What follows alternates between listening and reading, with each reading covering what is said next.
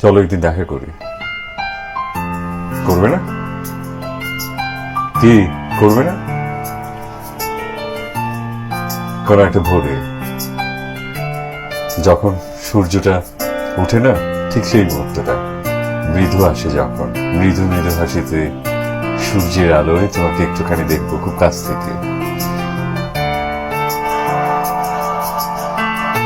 খোলামেলা পরিবেশে, যেখানে শুধু তুমি আর আমি, আমি আর তুমি।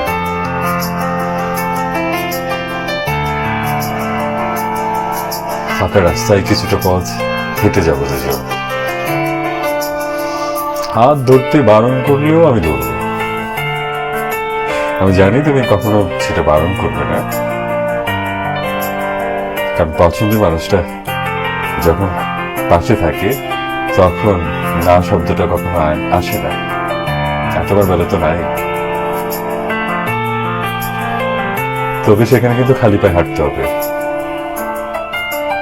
খালি পায়ে হাঁটলে এবার তোমার পা ব্যথা করবে না তো?